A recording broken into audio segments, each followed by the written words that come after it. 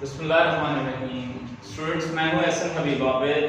हमारा आज का टॉपिक है फाइनल अकाउंट। फाइनल अकाउंट में आज हमने डिस्कशन करनी है, कॉम्प्रिहेंसिव क्वेश्चन को हमने सॉल्व करना है। लास्ट लेक्चर्स के अंदर हमने सीखा था कि फाइनल अकाउंट के अंदर trading and profit and loss account और बैलेंस शीट किस तरह से बनाई जाती है। तो उसी चीज को दोबारा से आपको रिवाइज करवाने के लिए एक क्वेश्चन यहाँ पर बोर्ड पर स्टूडेंट्स लिखा है, ट्रायल बैलेंस यहाँ पर दिया है, पर्टिकुलर्स है, डेबिट रुपीस और क्रेडिट रुपीस दिए हैं। इसी ट्रायल बैलेंस की मदद से हम यहाँ पर trading and profit and loss account बनाएंगे।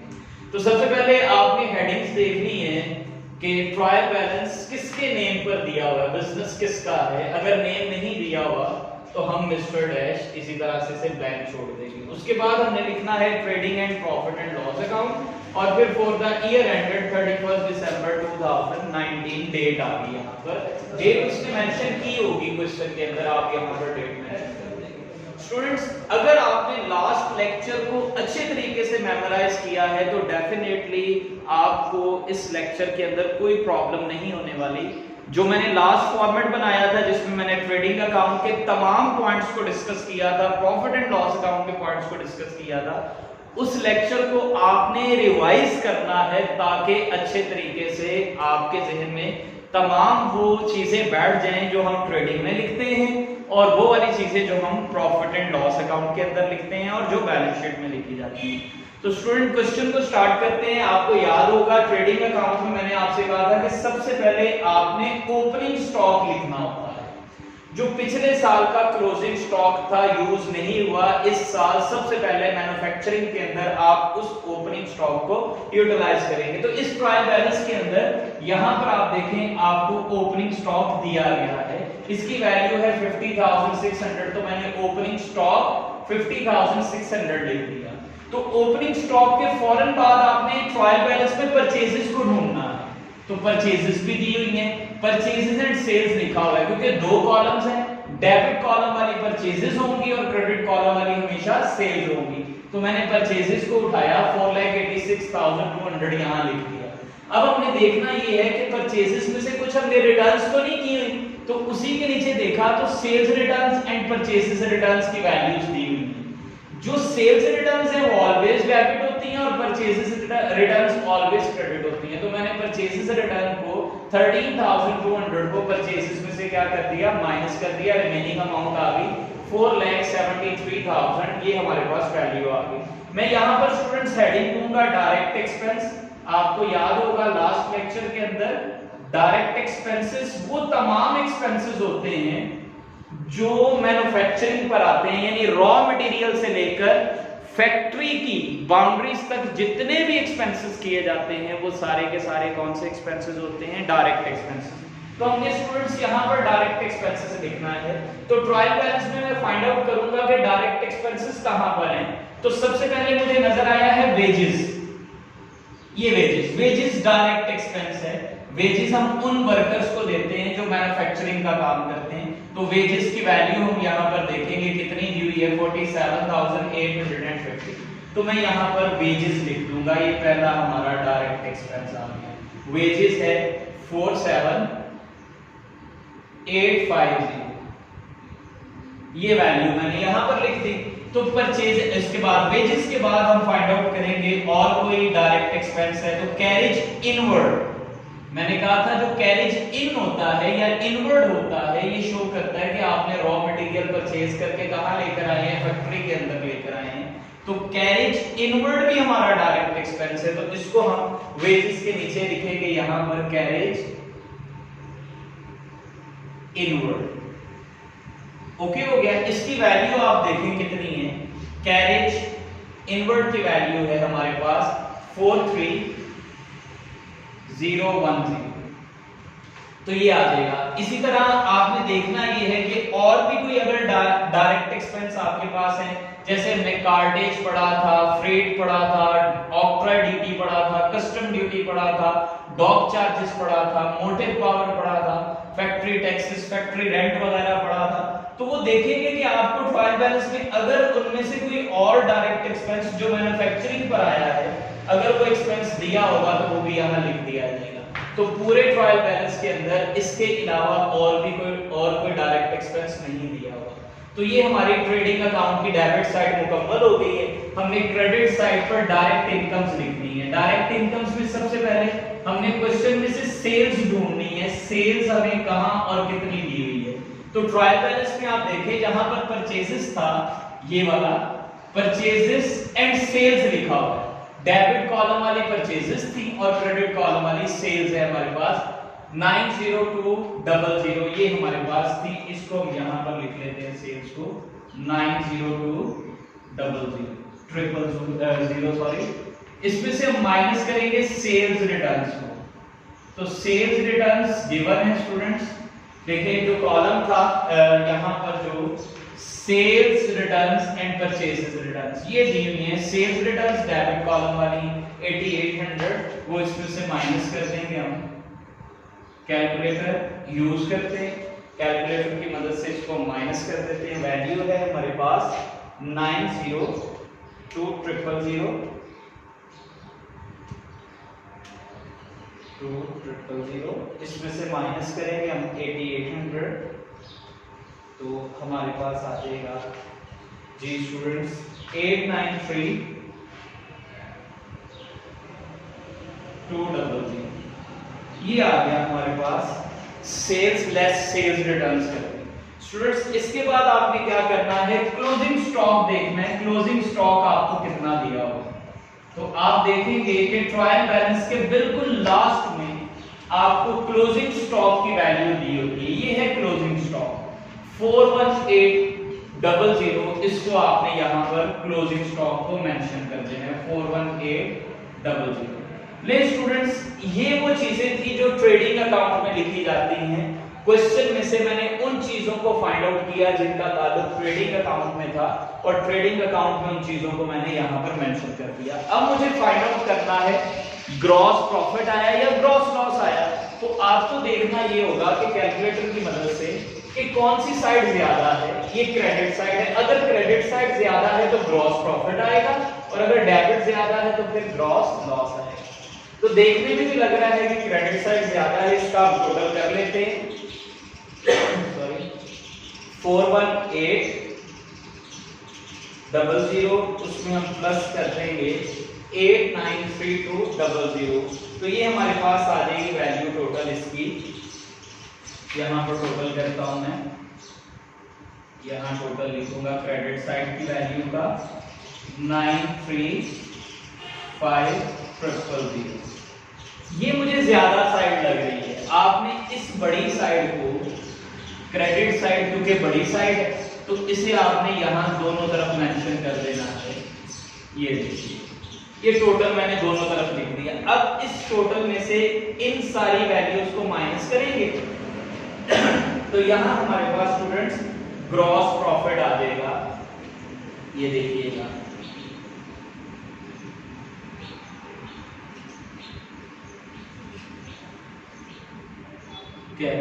ग्रॉस प्रॉफिट हमारे पास आ जाएगा कितना है। इसमें से माइनस हम करेंगे 50600 माइनस करेंगे 473000 और माइनस करेंगे 47850 माइनस करेंगे इसमें से 43010 को। तो हमारे पास आ जाएगा बैलेंस जो ग्रॉस प्रॉफिट का है 320540। ये हमारे पास ग्रॉस प्रॉफिट आ गया। स्टूडेंट्स आपने इस ग्रॉस प्रॉफिट को आगे हमें बनाना है प्रॉफिट एंड लॉस अकाउंट। तो इस ग्रॉस प्रॉफिट को आपने क्रेडिट साइड पर ट्रांसफर कर देना है। यहां पर ग्रॉस प्रॉफिट ये ब्रॉड डाउन कर दिया, वहां कैरी डाउन है, यहां ब्रॉड डाउन कर दिया। इसकी वैल्यू को हम यहां लिख लेते हैं 320540। ये हमारे पास ग्रॉस प्रॉफिट आ गया। स्टूडेंट्स ये बन गया है ट्रेडिंग अकाउंट। अब हमने बनाना है profit and loss account. Gross profit को ब्रॉट डाउन करने के बाद आपने तमाम इनडायरेक्ट एक्सपेंसेस देखने कि कौन कौन से इनडायरेक्ट एक्सपेंसेस आपको दिए हुए हैं। यहाँ आप चाहें तो हेडिंग दे सकते हैं इनडायरेक्ट एक्सपेंसेस। लें, कोशिश करें हमेशा इनडायरेक्ट एक्सपेंसेस में सबसे पहले आप सैलरीज को लिखें। ये सैलरीज दी हुई ये इनडायरेक्ट एक्सपेंस है सेलिंग डिपार्टमेंट का। जिनका ताल्लुक मैन्युफैक्चरिंग से था वो डायरेक्ट थे, जिनका ताल्लुक सेलिंग से होगा वो इनडायरेक्ट एक्सपेंस होंगे। तो सैलरीज हमें दी हुई है 72600, तो यहां पर हम लिख देंगे सैलरीज। ठीक है स्टूडेंट्स, सैलरीज की वैल्यू है 72600। अगर हमने इनडायरेक्ट एक्सपेंसेस में देखने हैं तरतीब से देखते जाएंगे। सैलरी हमने लिख ली है, एडवर्टीजमेंट है, एडवर्टीजमेंट भी हमारा इनडायरेक्ट एक्सपेंस है, इसको हम यहां पर मेंशन करते हैं।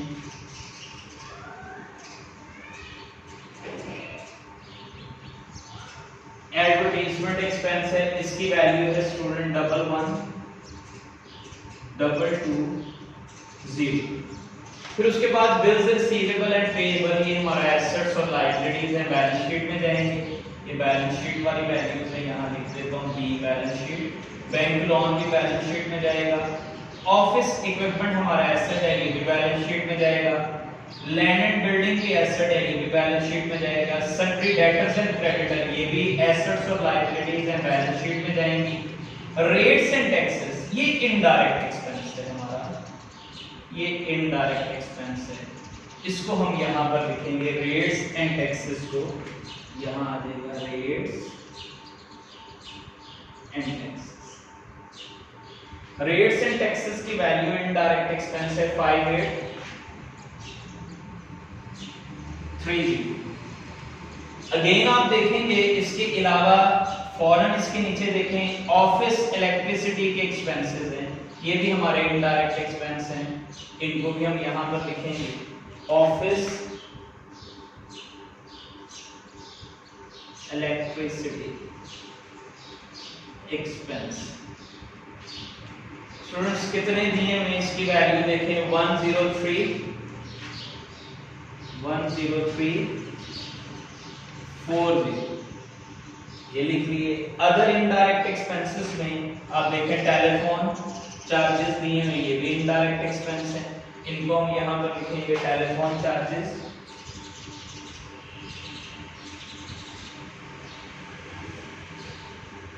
टेलीफोन चार्जेस कितने दिए हुए 4840। फिर उसके बाद कैश एट बैंक, ये हमारा एसेट है, इसे बैलेंस शीट एसेट्स में लिखेंगे।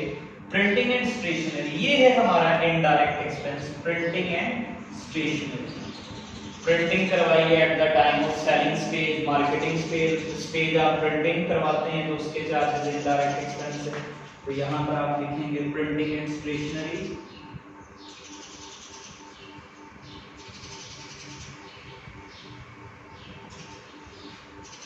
प्रिंटिंग एंड स्टेशनरी की वैल्यू है 12320। फिर उसके बाद पोस्टेज एंड टेलीग्राम, ये भी आपका इनडायरेक्ट एक्सपेंस है स्टूडेंट्स, हमने डिस्कस किया था। पोस्टेज एंड टेलीग्राम को इनडायरेक्ट एक्सपेंस है आपका, इसको आप यहां पर लिखेंगे जी postage and Telegram.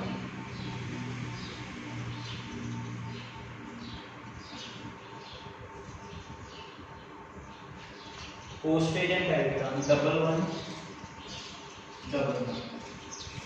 Furniture students हमारा एसेट्स है, बैलेंस शीट एसेट में जाएगा। पेटी कैश भी एसेट्स है, एसेट्स में जाएगा। रिमेनिंग ट्रायल बैलेंस ये है, इसमें ये भी इनडायरेक्ट एक्सपेंस है। इंश्योरेंस दिया हुआ, ये भी हमारा इनडायरेक्ट एक्सपेंस है, इंश्योरेंस को भी हम यहां पर लिखेंगे जी।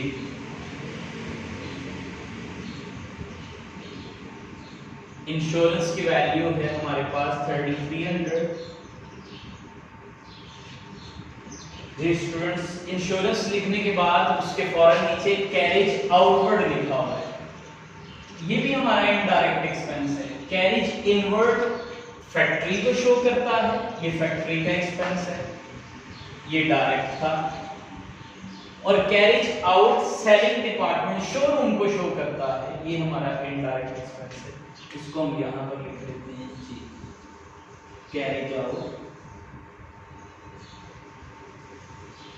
कैरिज आउट है हमारे पास 14520 सेम। इसी तरह से नेक्स्ट है हमारे पास बैड डेट्स, ये भी सेल करते हुए बैड डेट्स होते हैं, तो स्टूडेंट्स ये भी हमारा इनडायरेक्ट एक्सपेंस होगा बैड डेट्स। इसको भी हम यहाँ पर मेंशन कर देते हैं बैड डेट्स को। इसकी वैल्यू है जी 880। ये आगे तमाम इनडायरेक्ट एक्सपेंसेस। अब मैंने देखना ये है कि प्रॉफिट एंड लॉस अकाउंट की क्रेडिट साइड में इनडायरेक्ट इनकम्स भी आती हैं। सेल्स के अलावा अगर कोई आपकी इनकम होती है तो वो हमेशा इनडायरेक्ट इनकम होती है सेल्स के अलावा। तो देखें आपकी एक इनकम यहां पर नजर आ रही है, वो क्या थी, डिस्काउंट रिसीव। ये आपकी इनडायरेक्ट इनकम है, इसको आपने इस क्रेडिट साइड पर discount receive.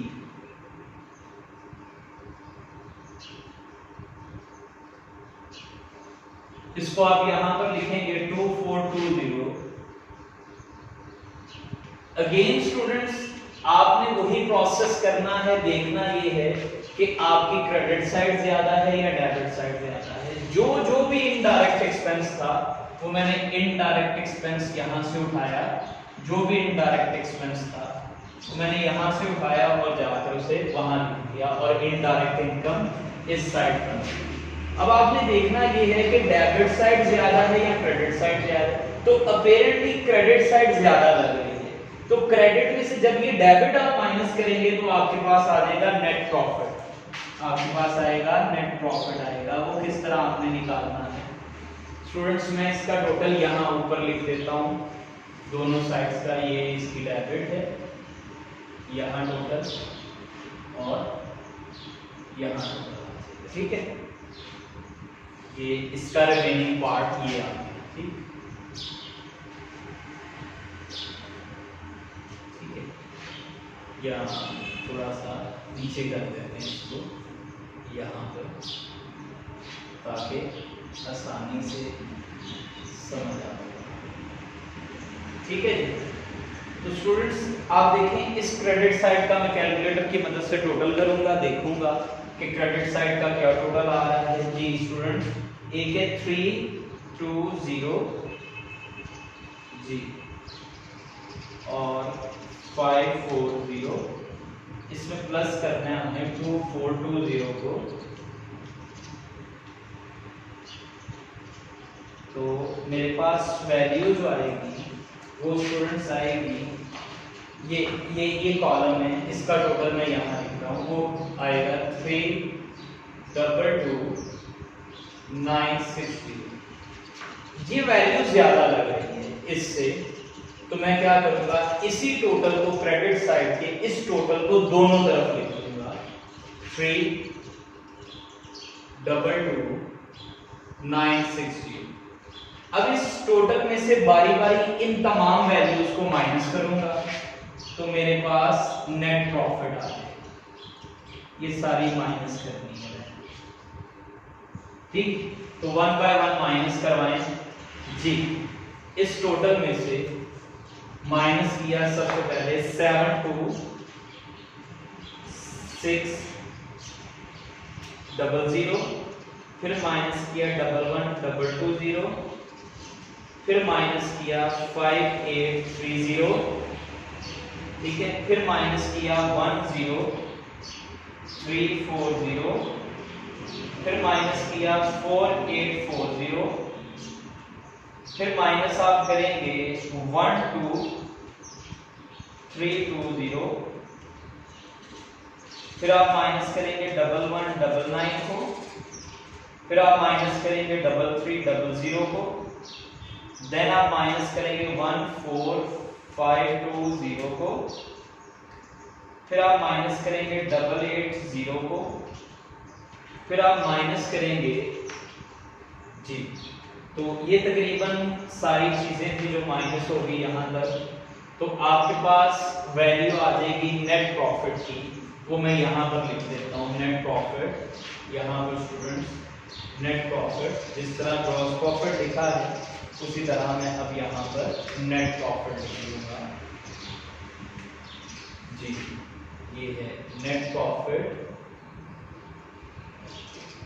Transfer to capital या बैलेंस शीट, यानी ये कैपिटल में चला जाएगा। तो कितना नेट प्रॉफिट आया 18,5911, ये मेरे पास नेट प्रॉफिट। तो स्टूडेंट्स इस तरीके से हम फाइनल अकाउंट का क्वेश्चन सॉल्व करेंगे।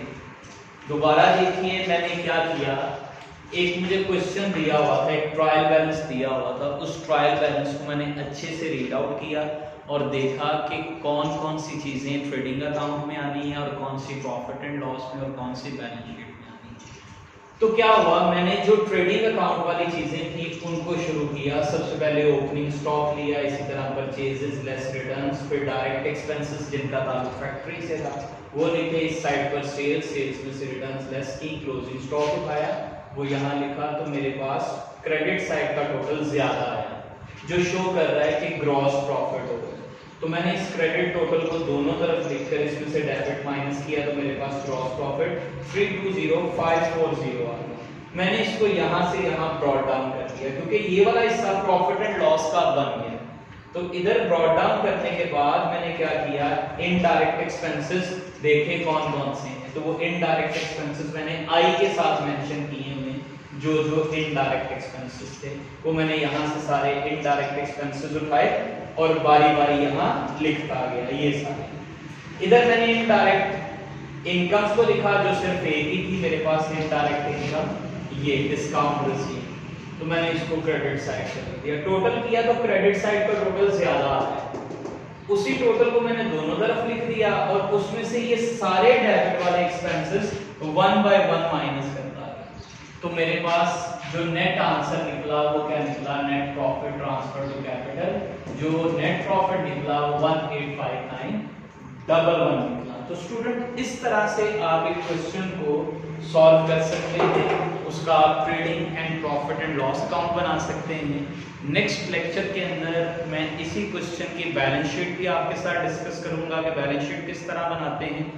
और ये भी याद रखें आप कि फाइनल अकाउंट का क्वेश्चन तब मुकम्मल होता है जब हम फाइनल अकाउंट के साथ एडजस्टमेंट्स को भी मतलब सॉल्व करते हैं, तो फिर वो क्वेश्चन मुकम्मल होता है। तो नेक्स्ट जो हमारा इसके साथ टॉपिक अटैच होगा फाइनल अकाउंट, और उसके साथ जो हमारा टॉपिक ऐड हो जाएगा वो होगा adjustment and there effects on final account. तो वो इंशाल्लाह 15 के करीब एडजस्टमेंट्स हैं, उनका हम कॉम्प्रिहेंसिव लेक्चर बनाएंगे जो इसमें कहीं ना कहीं हम उनको एडजस्ट करेंगे। तो keep on watching inspire YouTube channel, इसको सब्सक्राइब आपने ऑलरेडी किया है, जिन्होंने नहीं किया वो पहले कर दें। इसके नोटिफिकेशन के लिए इसके बेल आइकन को प्रेस कर दें ताकि अगली फाइनल अकाउंट की वीडियो आप तक बआसानी पहुंच सके उसके जो notification. Thank you very much, अल्लाह हाफिज़।